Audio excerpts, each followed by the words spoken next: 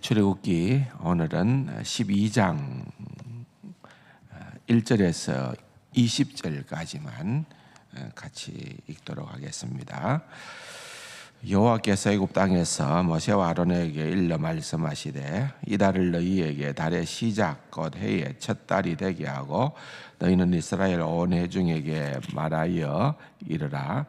이달 열흘에 너희 각자가 어린 양을 잡을지니 각 가족대로 그 식구를 위하여 어린 양을 취하되 그 어린 양에 대하여 식구가 너무 적으면 그 집의 이웃과 함께 사람 수를 따라서 하나를 잡고 각 사람이 먹을 수 있는 분량을 따라서 너희 어린 양을 계산할 것이며 너희 어린 양은 허먹고 1년 된 수컷으로 하되 양이나 염소 중에서 취하고 이달 40날까지 간직하였다가 해질 때에 이스라엘 회중이 그 양을 잡고 그 피를 양을 먹을 집 좌우 문설주와 임방에 바르고 그 밤에 그 고기를 불에 구워 무교병과 선나물과 울러 먹되 날 것으로 나물에 삶아서 먹지 말고 머리와 다리와 내장을 다 불에 구워 먹고 아침까지 남겨두지 말며 아침까지 남은 것은 곧불 사르라.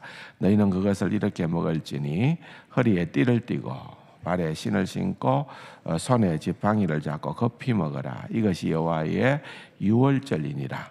내가 그 밤에 애굽 땅에 두루 다니며 사람이나 짐승을 막론하고 애굽 땅에 있는 모든 천난 것은 다 치고 애굽의 모든 신을 내가 심판하리라. 나는 여호와라.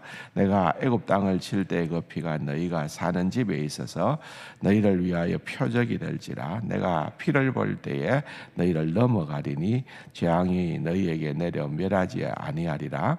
너희는 이 날을 기념하여 여호와의 절기를 삼아 영원한 규례로 대대로 지킬지니라. 너희는 이래 동안 무교병을 먹을지니 그 첫날에 누룩을 너희 집에서 제하라. 무려 첫날부터 일곱째 날까지 유교병을 먹는 자는 이스라엘에서 끊어지리라. 너희에게 첫날에도 성회요 일곱째 날에도 성회가 되리니 너희는 이 두 날에는 아무 일도 하지 말고 각자의 먹을 것만 갖출 것이며 너희는 무교절을 지키라. 이날에 내가 너희 군대를 애굽 땅에서 인도하여 내었음이니라. 그러므로 너희가 영원한 규례로 삼아 대대에 이 날을 지킬지니라. 첫째 달 그 달 열날 저녁부터 21일 저녁까지 너희는 무교병을 먹을 것이요 이래 동안은 누룩이 너희 집에서 발견되지 아니하도록 하라. 무릇 유교물을 먹는 자는 타국인이든지 본국에서 난 자든지를 막론하고 이스라엘 회중에서 끊어지리니 너희는 아무 유교물이든지 먹지 말고 너희 모든 유하는 곳에서 무교병을 먹을지니라. 출애굽기 12장은 그토록 유명한 이것은 유월절에 대한 규례를 보여주고 있는 것입니다. 그런데 이제 오늘 우리가 또 20절까지 읽어보면은 또한 유월절과 무교절에 대한 절기가 같이 등장을 하는 것을 보게 됩니다. 여기에 보면은 그달 또 14째 날에는 유월절로 지키고 14째 날부터 시작하여서 이래 동안 21일까지는 이제 무교절로 지켜라. 그러니까 우리가 흔히 생각해 볼 수 있는 것은 뭐 추석 연휴다 그렇게 하면은 추석이 있고 또 추석을 끼고 있는 연휴 기간이 있지 않습니까? 그런 것처럼 유월절이 있고 유월절을 포함해서 이렇게 7일간이 이어지는 그러한 때가 무교절이다. 그렇게 이해를 하시면 되겠습니다. 그 의미의 깊이는 너무 말할 수 없이 깊기 때문에 우리가 다 나눌 수는 없지만은 또한 너무나도 우리에게 각인되어져 있는 것은 유월절의 어린 양의 피는 그 누구를 상징하는 거죠? 십자가에서 우리를 위하여서 대신 죽으신 우리 주 예수 그리스도의 피를 예표하는 것이다. 그래서 세례 요한이 예수님을 향하여서 세상 죄를 지고 가는 하나님의 어린 양을 보라, 그렇게 말씀하고 있었던 것을 우리는 기억을 하고 있는 것입니다. 그래서 오늘 이 본문에 보면은 이제 그러한 내용들이 좀 우리에게 눈길을 끄게 소개되는 부분들이 있습니다. 시간이 많지 않기 때문에 깊이 있게는 다룰 수는 없지만은 몇몇 가지 도움될 만한 말씀을 드리겠습니다. 우선 양을 잡아라. 또 밑으로 내려가 보면은 양을 잡아도 되고 또 염소를 잡아도 된다, 그렇게도 나옵니다. 그리고 또 조금 더 뒤로 가서 보면은 신명기서에는 소도 잡아도 된다고까지 그 범위가, 희생제물의 범위가 또 확장되는 것도 보게 됩니다만, 어쨌든 이제 양을 잡는데 그 양은 어린 양이어야 되고 1년밖에 안 된 순양을, 수컷을 잡아라, 그렇게 얘기를 합니다. 그러면은 우리가 생각할 때는 이 내용을 읽어보니까 인원수대로 잡아야 되느냐, 어떻게 해야 되느냐, 그런데 인원수대로 잡는 것은 아닙니다. 여기 가만히 설명을 보면은 혹시 이제 수가 좀 많다든지, 가족이 그렇지 않습니까? 좀 적은 가족일 수도 있고 많은 가정일 수도 있고, 그러니까 보통 이제 뭐 할아버지 할머니 뭐 이렇게 해서 자녀들까지 하면은 유대인들의 그 가정의 표준 인원들은 보통 8명에서 10명 정도를 기준으로 한답니다.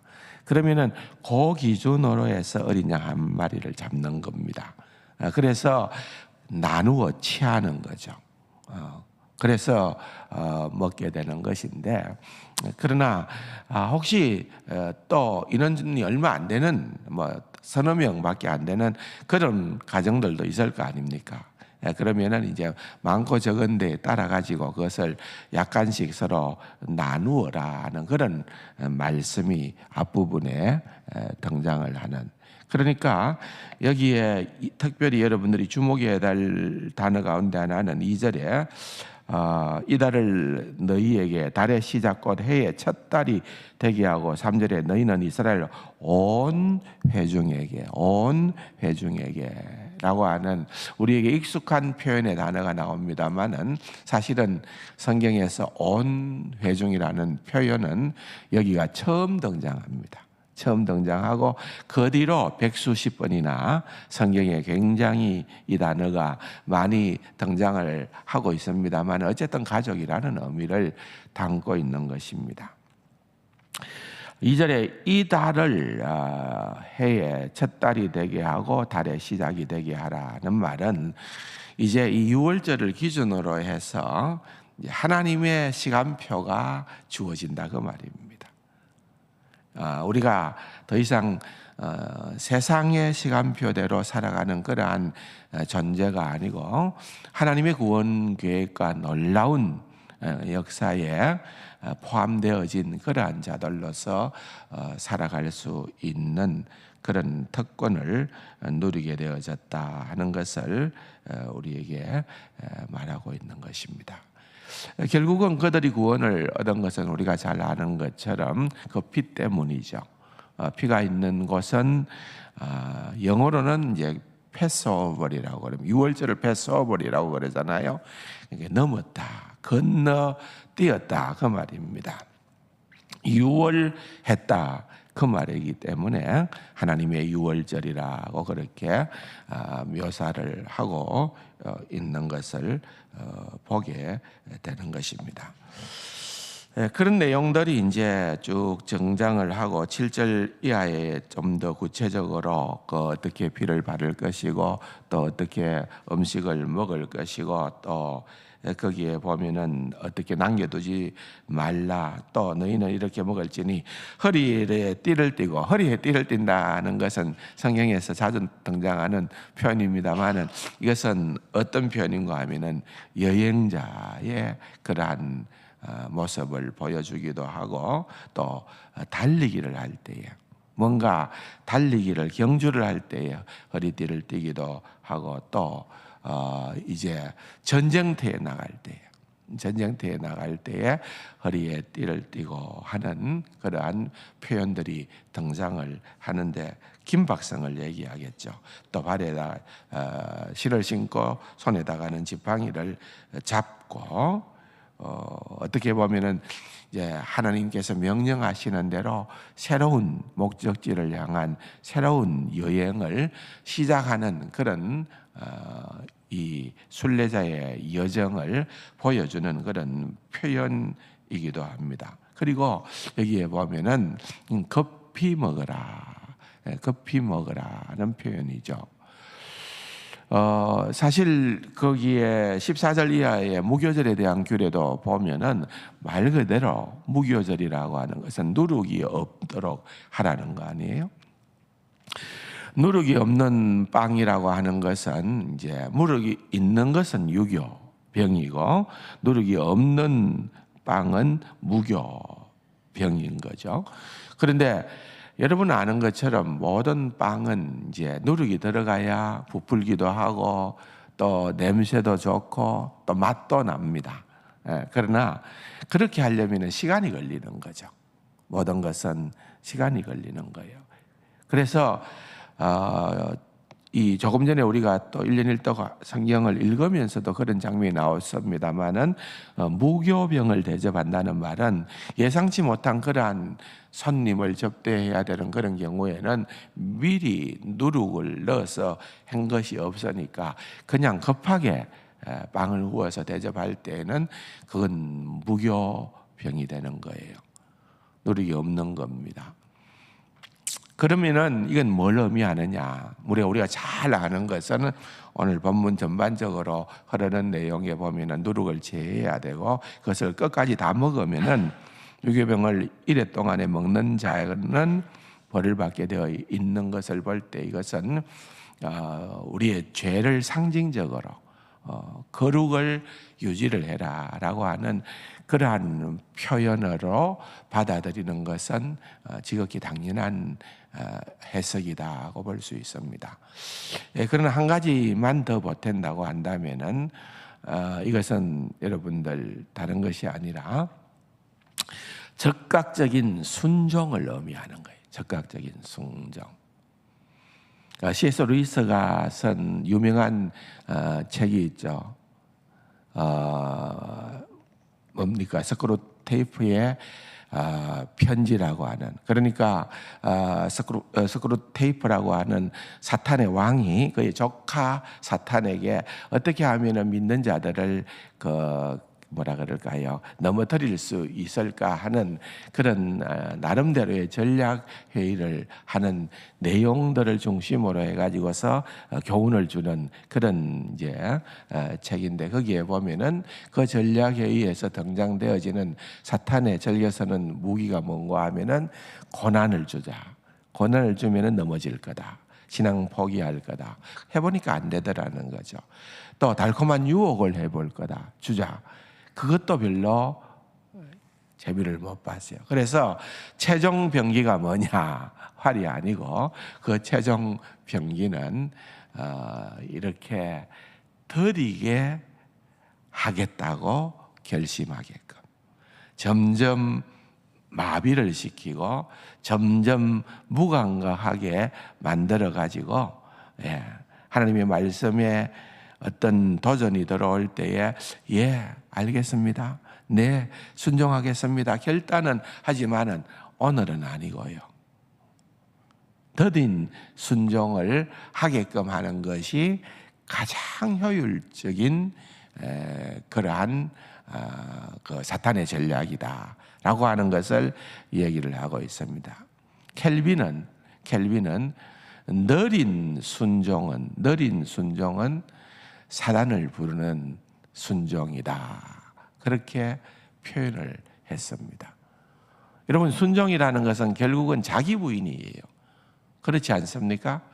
내가 이렇게 하고 싶은데 내가 순종하겠다라고 하는 것은 내가 하나님의 뜻을 따르겠다는 거거든요. 근데 그것이 적극적이어야 된다는 거예요. 이 무교절을 통하여서 무교병을 먹으면서 그들이 하나님 앞에서 가져야 될 중요한 태도는 바로 그 점이에요. 이것은 하나님의 말씀에 적극적인 순종을 하게끔. 그런데 그런 의미에서 생각해 보면은 세계에서 가장 조급한 민족이 어느 민족 같습니까? 돌아다녀 보면은요, 다 그렇게 태평합니다. 너긋합니다. 뭐 하나 고장 났죠? 미국 같은 데서는요, 서비스 센터에 전화를 하고 뭘 고쳐달라, 이게 탈이 났다, 세워라 내워라 합니다. 한국 사람은 답답해 죽을 지경입니다. 근데 우리나라는 어떻습니까? 전화만 하면은 어디서 나오는지 총알같이 배달의 민족은 3초만 해도 짜장면을 배달해 준답니다. 왜? 어떻게 해요? 이미 주문할 걸 알고 몇십 개 짜장면을 실어 갖고 다닌답니다. 그러다가 연락받으면 갖다 준대요. 근데 이게 우리가 나쁘다고만은 볼 수가 없는 것이 세계에서 독특한 우리 민족의 하나의 성격인 것 같아요. 그래서 한국 교회의 부흥은, 한국 교회가 이렇게 빨리 부흥한 거는 한국 교회 성도들의 성격 탓이다. 물론 성령님의 역사지만은 그렇게 조금 견해를 내놓는 분도 있다는 겁니다. 어느 정도 일리가 있다고 보는 거죠. 왜? 한국 사람들은 참 이런 거 빨리빨리 문화에 익숙하기 때문에 이 적극적인 순종, 기다리지를 못한다는 거죠. 그래서 적극적으로 하는 일은 참 잘한다고 그렇게 얘기들을 하고 있습니다. 그런데 그게 다는 아닙니다. 그건 다는 아닙니다. 무교절에 가장 중요한 것은 예배만 하고 일주일 아무것도 하지 않는 거잖아요. 그래서 예배의 본질을 생각을 하고 아무것도 하지 않으니까 이게 또 힘든 거예요. 순종이라는 것은 적극적으로 해라 했는데 왜 여기는 또 아무것도 하지 말라는 말이 왜 등장하느냐? 내면의 갈등을 얘기하는 거죠. 여러 가지 생각들이 많이 일어날 수가 있다는 겁니다. 그럴 때에 여러분, 우리가 정말 어느 것이 하나님의 뜻인가, 내가 원하는 대로 내가 하고 싶은 것을 적극적으로 하는 것을 하나님이 기뻐하실까? 그건 아니라는 거예요. 그래서 여기에 예배를 드리고 난 다음에 그야말로 이렇게 기다린다라고 하는 것은 예배의 본질이 그런 성질이 있다는 겁니다. 주님 앞에 나와서 오늘도 새벽에 말씀 붙들고 그렇게 예배하고 기도할 때에 또 한편으로 우리가 정립을 해야 되는 중요한 것이 있다면 우리 내면에 이래야 할까 저래야 할까, 이게 좋을까 저게 좋을까, 수많은 고뇌가 있을 수 있습니다. 그러나 그 가운데에서 하나님의 뜻이 무엇인가 하는 것은 결국은 어느 정도 기다림의 시간이 필요하다는 거예요. 그래서 그 하나님의 뜻이 확인될 때에 우리는 적극적인 순종으로 이어가는 그러한 삶의 태도를 가져야 되겠다 생각을 해봅니다. 사랑하는 성도 여러분, 오늘 기도의 11조 마지막 날 3일 동안 계속 출애굽기의 말씀을 보면서 특별히 오늘 2월절에 또 무교절에 대한 이 너무나도 출애굽기의 핵심되는 중요한 내용들을 여러분들이 읽으셨는데, 이 말씀 가운데에 다는 못 보지만은 담겨 있는 그 풍성함의 은혜를 여러분들이 놓치지 않았으면 좋겠다. 제가 그냥 한 몇 개만 말씀드리는 것도 시간이 이토록 소비가 되는데 그 전체를 묵상할 때에 주시는 하나님의 교훈이 얼마나 넘쳐나겠습니까? 주의 말씀을 더 깊이 묵상하며 은혜를 누릴 수 있는 귀하고 복된 우리 세관 가족들이 다 될 수 있기를 주님의 이름으로 축원합니다. 말씀 생각하시면서 각자의 기도의 제목을 가지고 기도하시다가 돌아가시겠습니다.